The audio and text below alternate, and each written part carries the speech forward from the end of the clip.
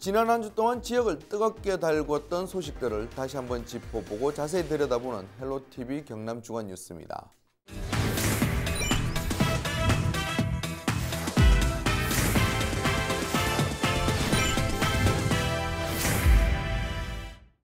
먼저 한 주간 이슈를 알기 쉽게 자세히 풀어주고 또 짧은 뉴스 시간에 다 하지 못했던 다양한 뒷이야기들을 직접 취재한 기자들의 목소리로 생생하게 전달하는 뉴스콕입니다.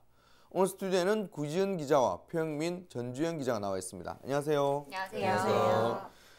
자, 첫 번째 이슈입니다. 먼저 방송 나갔던 영상 보도록 하겠습니다. 통영안전공단입니다.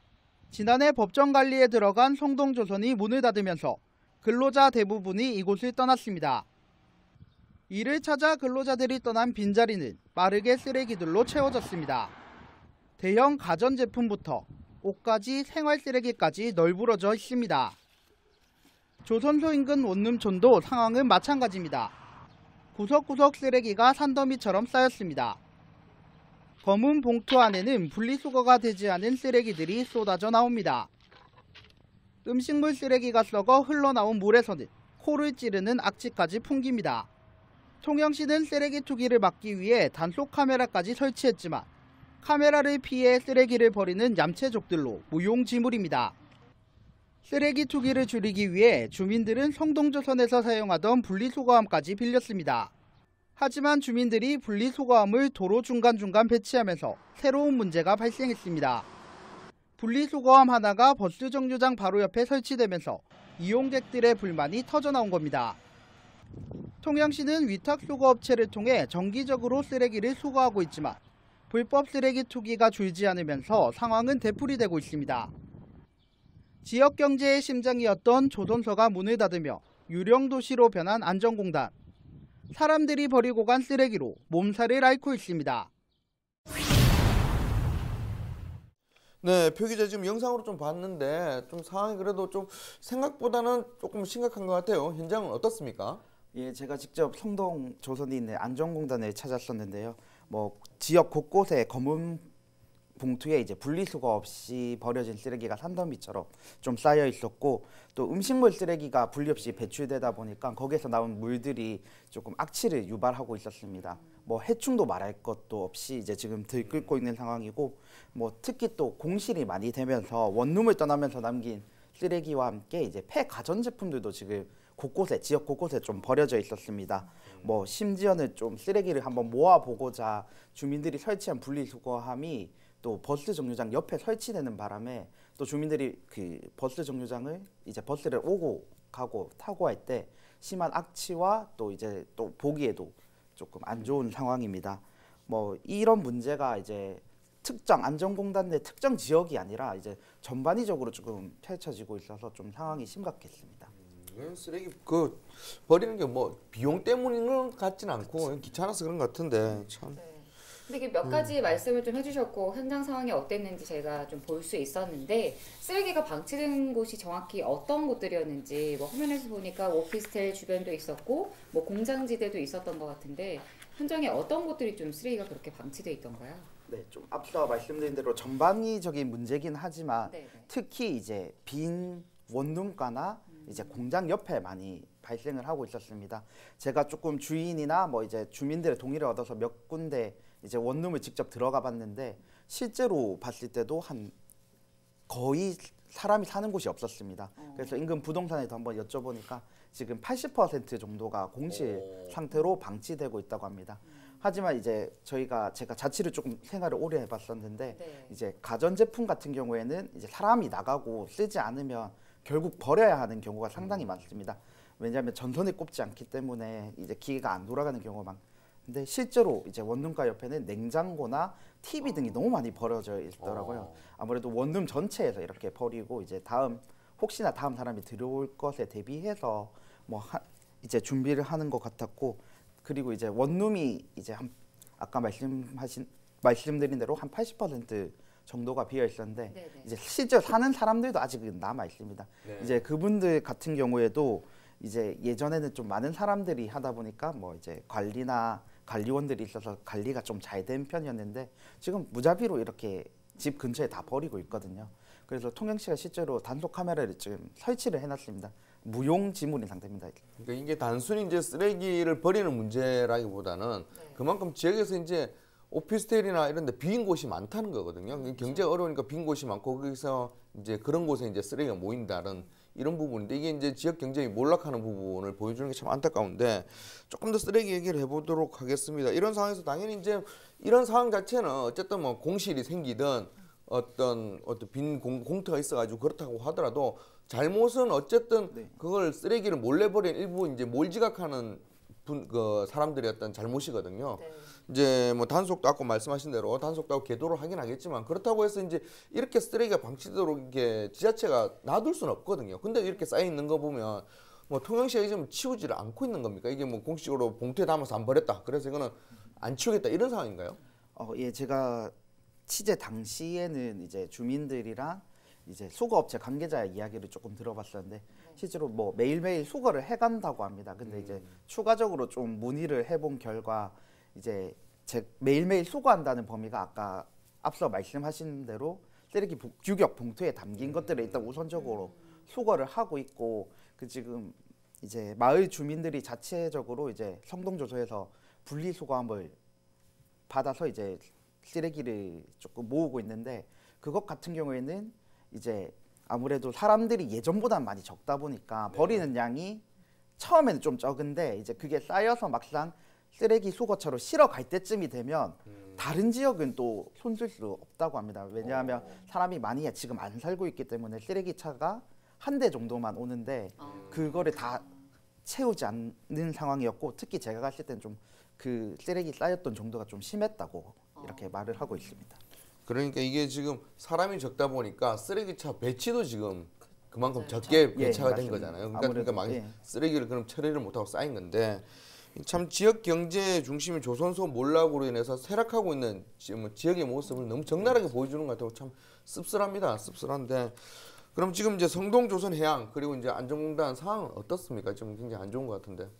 2017년 이제 말까지만 해도 성동조선에서만 일했던 분들이 1,200여 명이 이제 안전공단에서 일을 하고 뭐 주무시고 하는 상황이었는데 지금은 대부분이 무급휴직 상태로 이렇게 정부의 지원금을 받으면서 생활을 하고 계십니다. 그렇기 때문에 대부분 지금 안전공단에 좀 떠난 상황이시고요. 성동조선 상황이 지금 좀 좋지만 않습니다. 이미 매각 공고를 냈었는데 2차례가 이미 유찰이 됐고 그렇죠. 지금 3차 매각이 지금 진행이 되고 있습니다. 이제 다음 달 13일이면 본입찰이 실시가 되는데 과연 기업들이 좀 참여할 수 있을지 지금 같은 경제 상황에서는 좀 어렵다는 전망도 일단 나오고는 있습니다. 지역을 대표하는 어떤 기업이 이렇게 무너졌을 때 지역이 어떻게 몰락해 주는지를 단적으로 보여주는 어떤 사례인 것 같습니다. 단순히 살기 어려워지는 것이 아니라 전체적인 지역이 망가지는 모습인데요. 쉽지는 않겠지만 통영시와 경남도가 주민들을 위한 대책을 빨리 마련해야 할 것 같습니다. 네, 두 번째 이슈 보겠습니다. 영상 보시죠. 의령 지역 농민들이 땀 흘려 수확한 농산물이 제값을 받기 위해 설립된 토요의 유통. 2009년 출범과 동시에 브랜드 대상도 받으며 기분 좋은 시작을 했습니다. 하지만 출범 후 10년이 지난 현재 각종 의혹에 휩싸였습니다. 토요의 유통은 부실한 저온창고 관리로 인해 얼고 싹이 난 양파 재고만 502톤, 3억 7천여만 원어치가 폐기했고 선별 작업비와 폐기물 처리비 등을 포함해 총 4억 2천여만 원의 피해를 입었습니다. 뿐만 아니라 잘못된 저장 창고 관리와 농산물 취급 부주의 등 현재 확인된 피해 금액만 30여억 원. 이렇게 피해가 쌓여 있지만 지난해 토요의 결산 손실액은 5억 5천여만 원으로 회계 처리됐습니다. 농민회는 추가 수사가 진행되면 손실액은 50억 원을 넘어설 것으로 예측했습니다. 또 지난 10년간 토요에 투입된 200억 원 이상의 국고 보조금 중 일부는 목적과 다르게 사용됐다는 이야기도 나오면서 부실 경영과 비리에 대한 의혹은 더 커지고 있습니다. 경찰은 관련 사항에 대해서 내사 중입니다. 지역 농민들을 위해 설립된 유통업체 토요회가 농민들에게 불신을 받으면서 존폐 여부까지 거론되고 있습니다.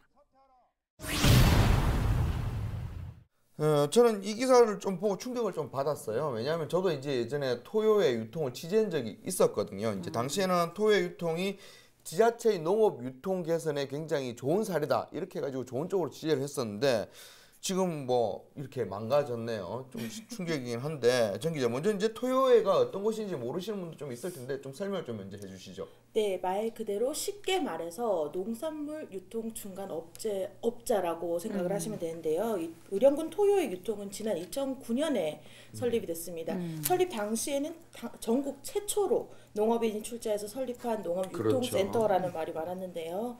이게 조금 설명을 해드리면 말 그대로 농민들이 농작물을 수확을 합니다.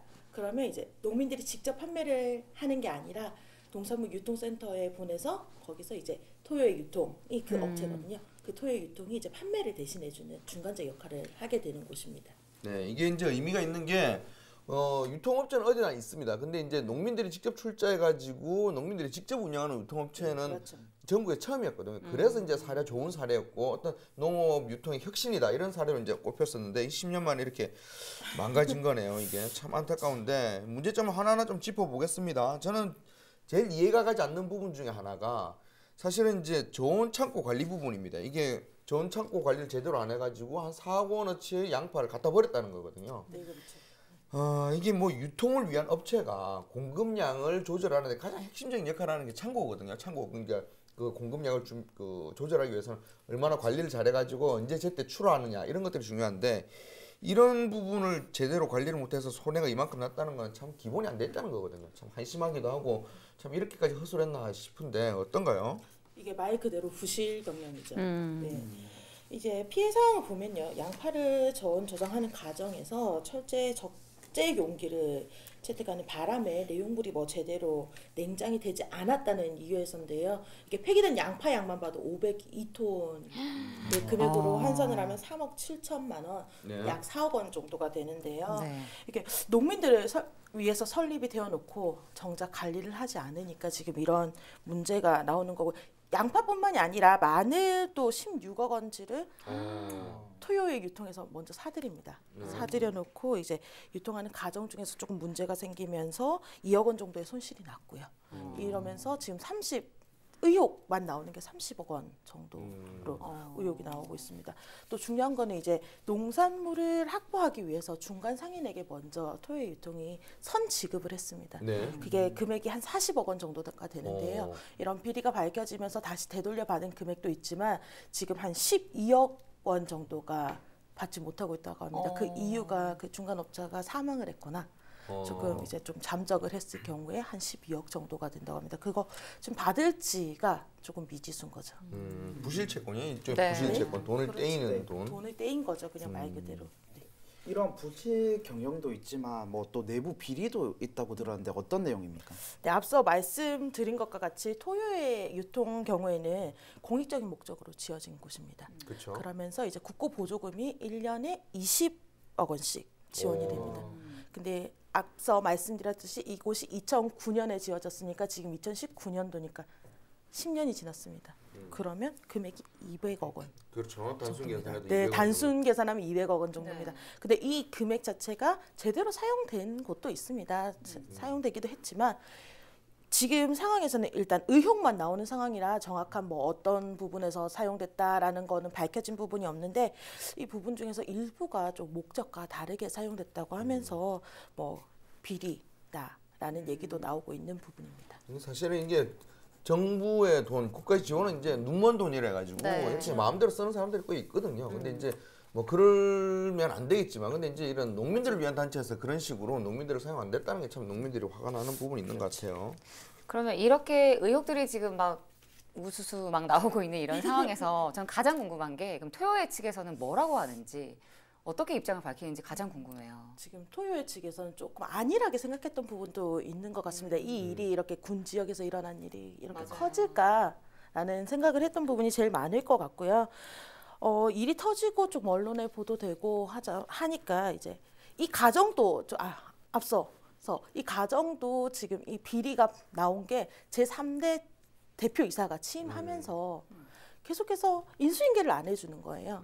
인수인계를 안 해줘서 그 대표가 자체 감사를 실시했다고 합니다. 자체 감사를 실시하면서 이런 비리가 정황이 포착되면서 밝혀진 것만 30억 원 정도가 되는데요. 이게 지금 상황에서 이 대표가 감사를 통해서 하면서 전 대표를 8억 원 정도를 가압류를 신청했다고 합니다. 그러면서 이제 법적인 조치도 취했고 토요일 자체적으로도 이번 사안에 대해서 조금 엄중한 수사를 하겠다라는 입장인데요. 이게 지금 솔직히 말씀드리면 수사를 진행해야 하는 거고 일단 말로만 그렇게 하는 건지는 조금 더 지켜봐야 될 부분인 것 같습니다. 아무래도 이제 내부자죠. 그렇죠. 내부 안에서 이제 하는 고발이니까.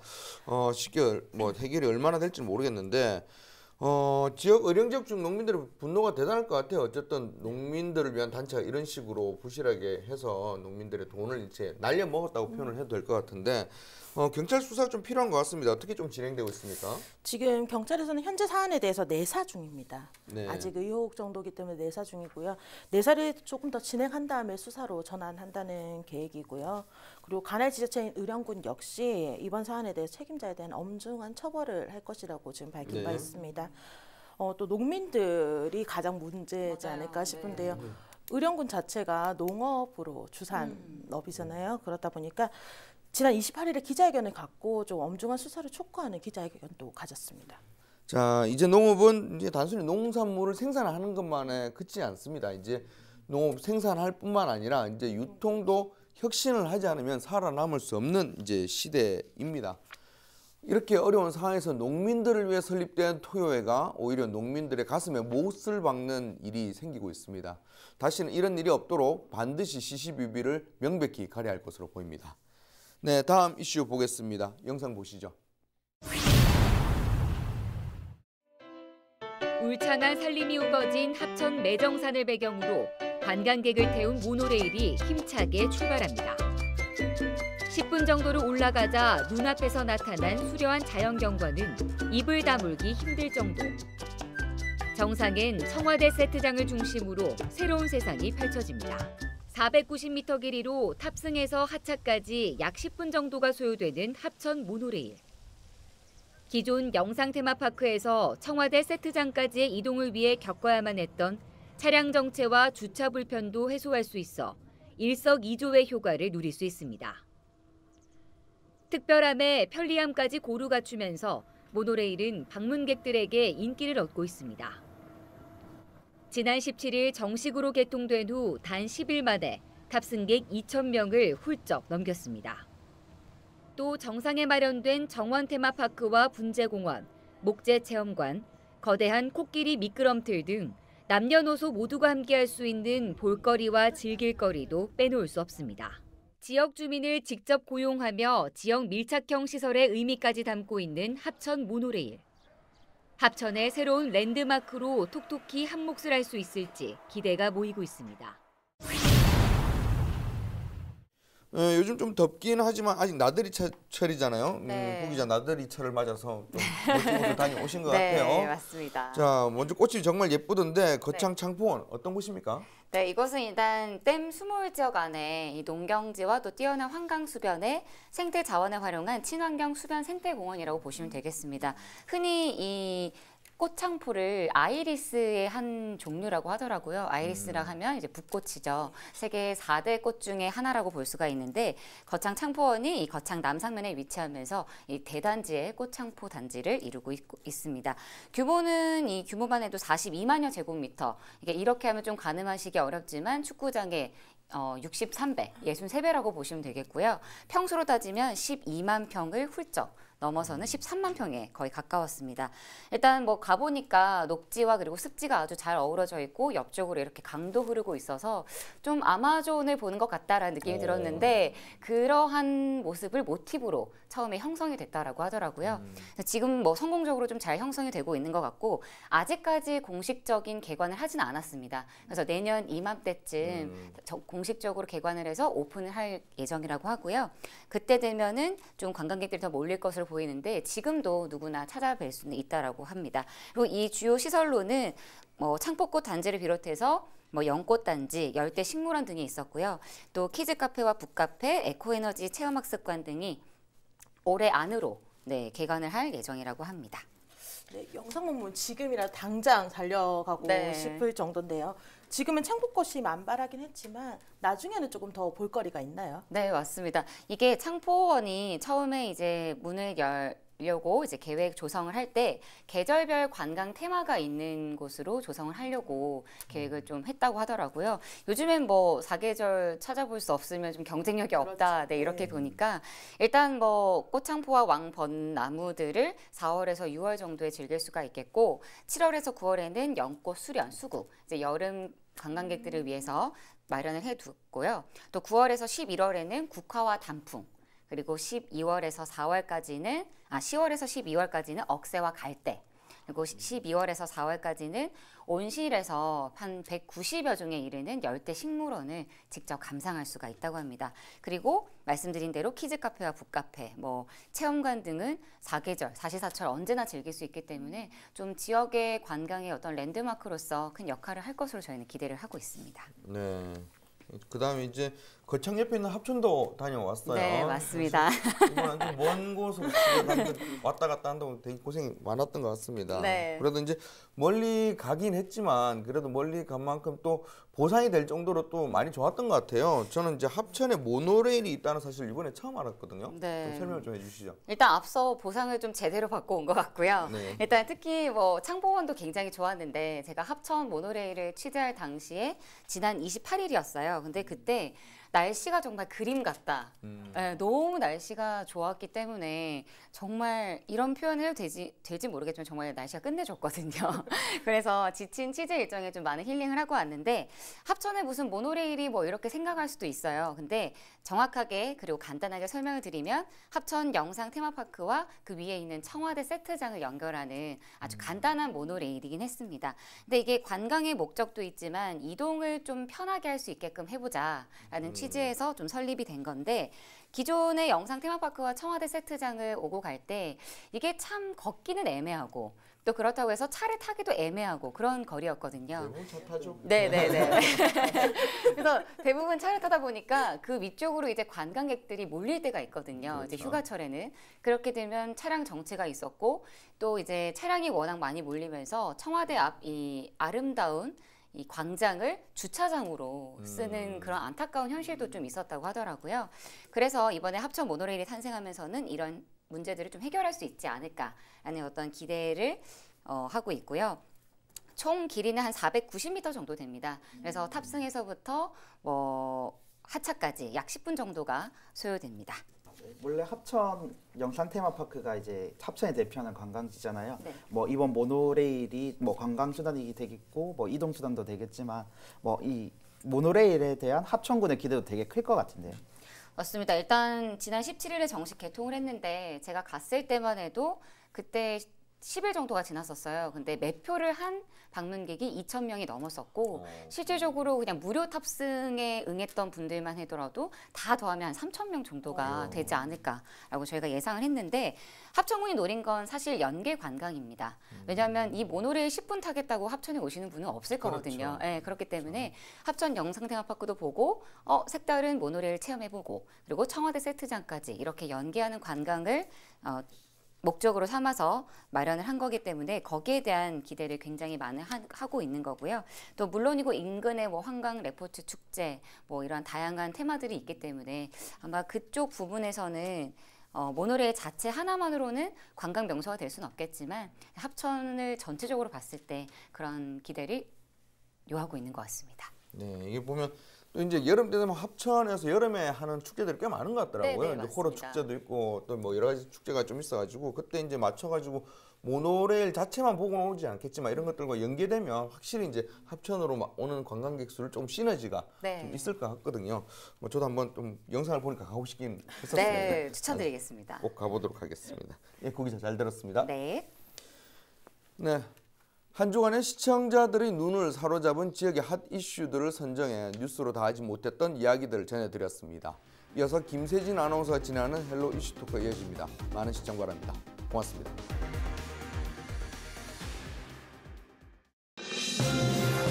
우리 지역의 이슈 콕 짚어봅니다. 헬로 이슈 토크. 지역의 이슈를 전문가와 함께 집중 분석해보는 시간 헬로 이슈토크의 김세진입니다. 오늘 함께해 주실 두 분 소개합니다. 안소동 시사평론가 나오셨고요. 반갑습니다. 네, 반갑습니다. 네, 차혜경 전 양산시 의원 나오셨습니다. 안녕하십니까? 네, 안녕하십니까? 네, 먼저 이슈 짚어보기로 시작합니다. 이전까지 김해 신공항 건설에 있어 다소 유보적인 입장을 보여왔던 김경수 도지사가 이제는 완전한 반대 의견으로 목소리를 냈습니다. 자, 김 지사가 지난 27일에 상당히 강경한 입장을 냈죠. 네, 방금 말씀하신 대로 지난 27일이었습니다.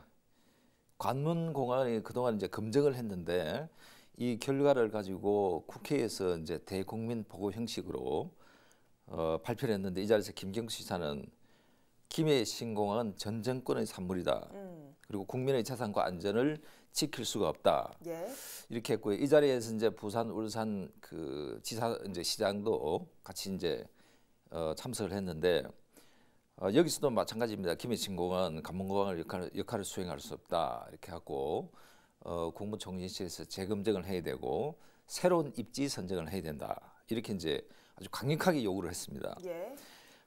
이제 이로써 이제 그동안에 또 잠잠했는데 김해 신공항 문제가 다시 이제 그 논란이 다시 시작이 됐는데 김해 관문공항은 이제 역시 이제 필요하죠. 필요성에 대해서는 이제 부인을 안 하는데 그러나 이번 국민 보고 대회는 어떻게 보면 일방적이고 좀 타당성이 부족하다. 그리고 정치적인 압박이다. 이제 이런 이제 비판을 받고 있죠. 예. 결국은 이제 이것은 이제 신공항을 백지화하고 가덕도를 추진하겠다는 어떤 의도가 좀 깔려 있다. 저는 이제 그렇게 판단을 하는데 예. 신공항 문제는 이제 그 일단락이 된 상황이죠. 10년 넘게 이제 부산에 가덕도와 밀양을 가지고 싸우다가 결국은 2016년도에는 이제 한국의 어떤 그 용역업체끼리 하면은 불편하고 부당한 일이 많기 때문에 세계적으로 유명한 프랑스의 세계 최고 권위자까지 이제 우리가 데려와서 검증을 다 했지 않습니까? 예. 여기서 결론은 이제 2026년까지 김해 신공항을 새로 확장하는 공항을 만들겠다 이렇게 했고 여기에 영남권의 5개 시 도지사들도 도민을 대표로 해서 전부 다 합의한 사항이죠. 근데 이것을 이제 무너뜨리고 새로운 가덕도 공항을 짓겠다. 이런 발표를 한 거랑 똑같죠. 네. 그래서 이거는 어떻게 보면 사회 정책적 합의를 무너뜨리고 민주 질서를 무너뜨리는 이런 그 아주 좀 중대한 일이다 이렇게 생각을 하고요. 특히 이제 총선이 10개월 남았지 않습니까? 이런 상황에서 이런 문제를 들고 나온다는 것은 누가 봐도 정책의 신뢰성이나 연속성 또 사회적 합의가 깨지고 있다 이렇게 보고요. 주무부처가 이제 국토부인데 정권의 정책에 정권이나 정당이 휘둘리지 말고 국토부가 좀 용기 있는 결단을 내려야 한다. 저는 그렇게 생각합니다. 예, 사실 시민 입장으로 볼 때 너무 뭐 가덕도냐 김해 신공항이냐 강경한 입장들이 나오니까 어느 공항이 맞는지 좀 헷갈리기도 하는데 어쨌든 뭐 지역 국회의원, 지자체장까지 좀 힘을 보태고 있는 실정에서 영향을 미칠 것인가 좀 이목이 집중되고 있습니다. 자, 김해 신공항 백지화 가능성 어떻게 보십니까? 지금 현재로 일단 그 민주당 여당이죠. 여당 지도부에서도 실제로 이제 선거 그 10개월 전이다 보니 어쩔 총선의 10개월 전이다 보니 TK 그 대구 경북의 그 눈치를 안 볼 수가 없는 상황입니다. 그래서 지금 어쨌든 그 지역 균형 발전을 최우선으로 하겠다라고 내세우면서 사실은 이해찬 원내대표까지도 제일 중요한 게 지역 균형 발전 사항이어서 실제로 지금에서 그러니까 지금 판단하기가 어렵다라고 이야기를 했거든요. 예. 거기다가 또 이제 불경 그 3개 시도에서 사실 대국민 보고회를 한 직후에 국토부와 국토교통부와 다시 최종 협의를 하겠다, 협의를 해보겠다라고 이야기를 했는데 실제로 불경 그 전체 지자체장들과 국토부 사이에는 입장이 상당히 큽니다. 실제로 이제 저 개인적으로는 가능성이 없다고 실제로 이걸 또 그대로 진행을 하는 건 또 무리가 있다라고 생각하거든요. 그 문제가 있는 것을 누가 보더라도 사실은 신공항이 그러니까 어쨌든 관문공항의 역할이 안 되는 것은 다 알고 계시잖아요. 그리고 또 김해 지역에 이렇게 민원이 심하고 그리고 그러니까 다시 김해 공항을 확대한다고 해도 실제로 또다시 그 신공항에 대한 또 필요성에 대해서는 또 말이 나올 것 같은데 그렇다면 지금이라도 다시 고민을 해보는 것도 하나의 방법이 아닌가. 행정은 한 번을 하고 나면 다시 고칠 수 있는 것이 아니더라고요. 할 때 제대로 했으면 좋겠는데 저는 어쨌든 제 집도 양산이라서 그런지 모르겠지만 네. 제대로 된 관문공항이 들어왔으면 좋겠고 네. 김해에 짓는 것은 조금 무리가 있다라고 생각을 합니다. 제대로 된 관문공항이 필요하다는 점은 좀 이견이 없는 문제인 것 같습니다.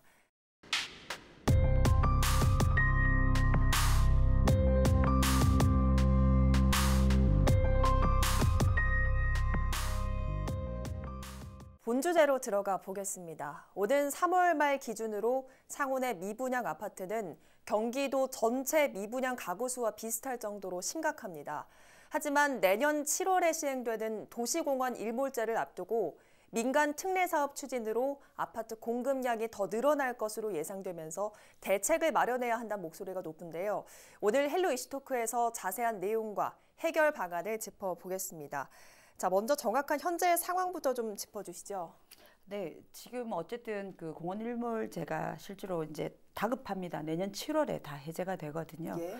실제로 이제 지금 현재 경상남도의 공원들의 96%가 실제로 이제 일몰제로 인해서 다 해제가 됩니다. 그게 축구장에 한 5,300개 정도의 규모입니다. 그렇게 네. 보시면은 상당한 크기라고 보시면 되거든요.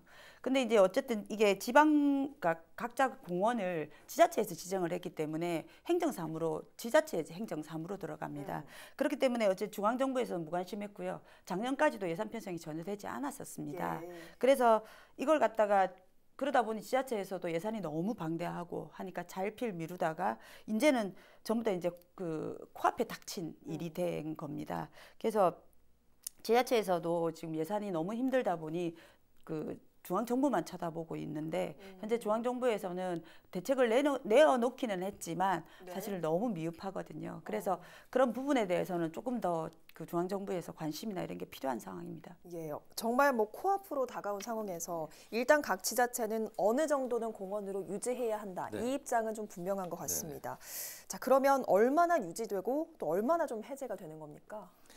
네, 결국 이제 이 규모를 정하는 문제는 지자체의 이제 예산과 직접적으로 관련이 있는 문제인데, 도시공원 일몰제는 지방자치단체가 공원 설립을 위해서 이제 도시계획시설에 공원 지정을 합니다. 이 지정을 해놓고 20년 동안에 공원이 개발되지 않았을 경우에는 예. 도시공원시설을 해제하는 것입니다. 이게 이제 1999년도에 헌법재판소가 개인의 사유재산 침해의 소지가 있기 때문에 헌법 불합치 판정을 내렸던 것이죠.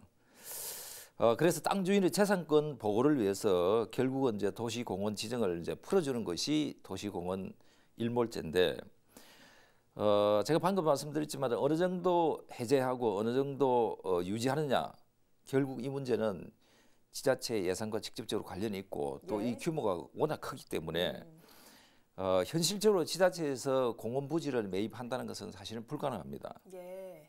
내년 7월에 이제 방금 차 의원님 말씀하셨지만은 경남 지역의 경우를 보면은 약 188개소에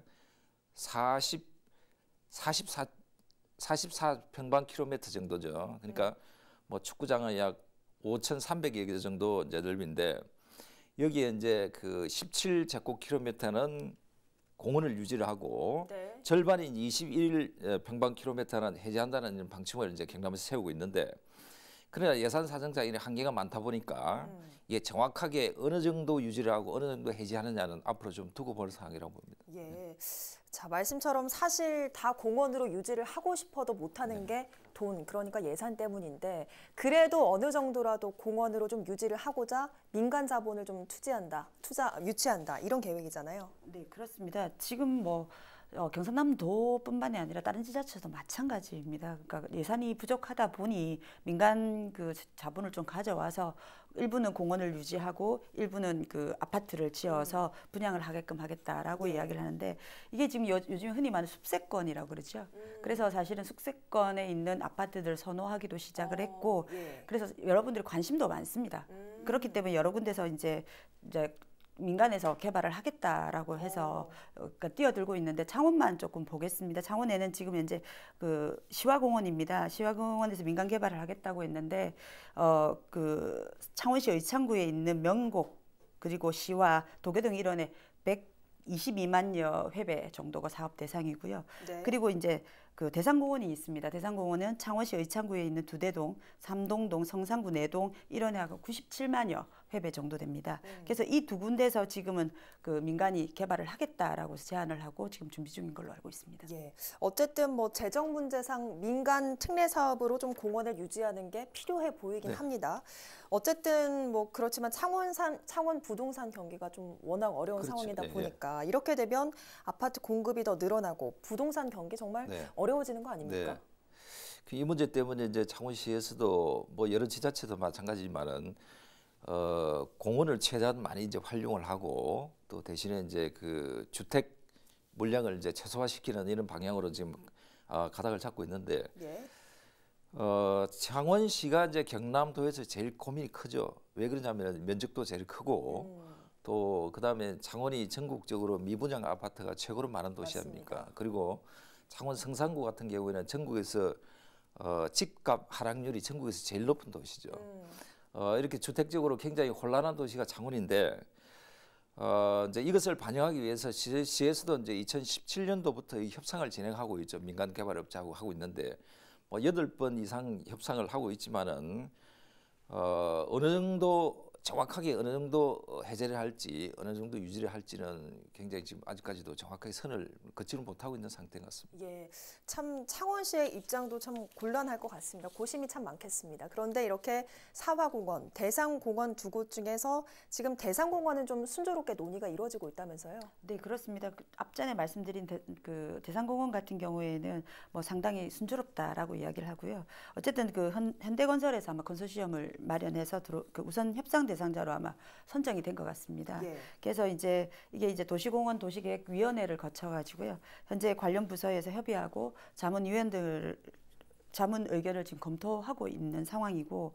실제로 이제 이거 같은 경우에는 그 아파트죠. 그 공동주택하고 그다음 비공원 시설이 한 12%, 공원이 88% 정도 개발을 하겠다라고 제안을 한 상황입니다. 그래서 앞으로 그 창원 국가산단 개발 계획 그 변경을 입안을 하고요. 그리고 네. 도시계획 도시공원위 심의를 거쳐서 산업 입지 정책 심의를 거쳐서 빠르면 11월께에 아마 협약이 체결을 하고 그리고 이제 시와 그 업체 간의 그 협상을 벌여가지고 어쨌든 아파트 규모는 조금 축소를 하고 공원 지역을 좀 더 늘리려고 아마 더 논의를 할 것 같습니다. 네. 그래서 그 아마 이렇게 이제 그 일정이 순조로우면 당장 내년 6월에 아마 그 실시 계획 승인을 거쳐서 하반기에 그 이제 착공이 가능하다. 그래서 아마 내년 그 7월부터 그 어쨌든 그 풀리지 않겠습니까? 일몰제가. 예. 그러면 이제 11월부터 시작하겠다라고 해서 지금부터 협상을 하고 준비하고 있는 상황인 것 같습니다. 예. 들어보면 뭐 주택 시설이 뭐 차지하는 비율이 참 적다고는 하지만 어쨌든 이렇게 아파트가 공급되면 부동산 시장 하락, 불보듯 뻔한 일인데 이것 말고도 걸림돌이 또 있다면서요? 네, 이제 그 재정의 여러 가지 이제 어려운 문제를 해결하기 위해서 방식하는 도입이 이제 민간 특례 방식인데 이 민간 특례 방식은 민간이 이제 개발을 주도를 해서 약 30%는 민간이 이제 그 주택을 이제 공급을 하고 약 70%는 이제 공원을 이제 기부 체납을 받는 것이죠. 그런데 여기서 시에서는 이제 이것을 좀 줄이기 위해서 아파트나 주택을 좀 줄이기 위해서 그 비율을 낮추는 그런 전략을 펴고 있는데 창원시 같은 경우에는 이제 그 2개의 큰 공원이 민간 그 특례 개발로 이제 그 개발이 되게 돼 있는데 여기에 이제 사화공원, 대상공원인데 민간 특례 개발로 하면 약 1,740억 원 정도 예산을 절감할 수가 있답니다. 그리고 185만 제곱미터가 공원이 이제 확보가 될 수도 있고 뭐 이런 이점이 있는데 그렇지만 그 아파트 개발로 인한 미분양이 그 물량이 계속 증가되면은 창원시는 지금 굉장히 이제 어려운 위치에 있지 않습니까? 네.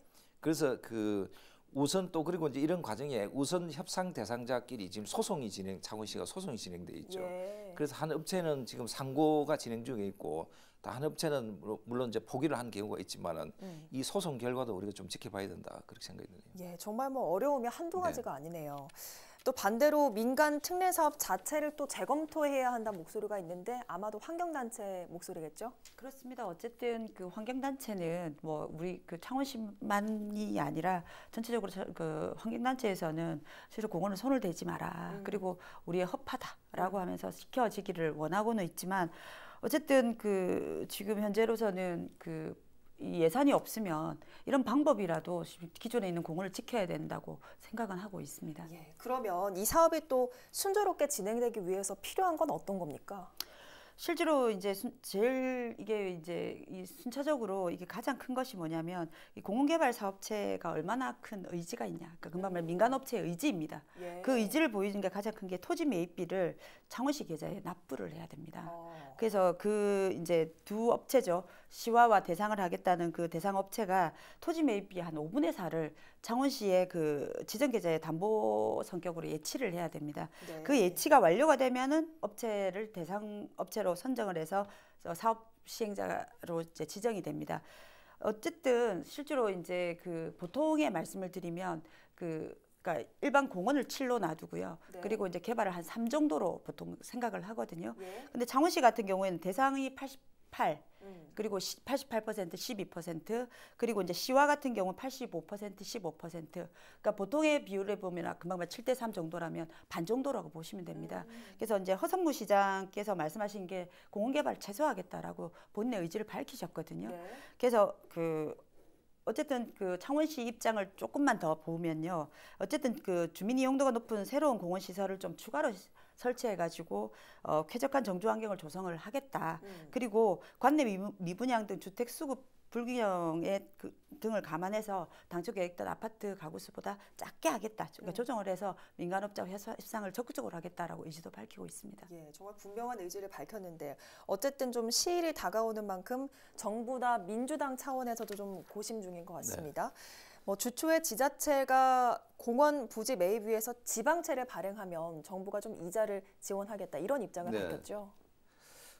지난 28일이었죠. 이제 아무래도 이제 도시공원 일몰제 문제는 정부 여당이 제일 이제 부담이 많겠죠.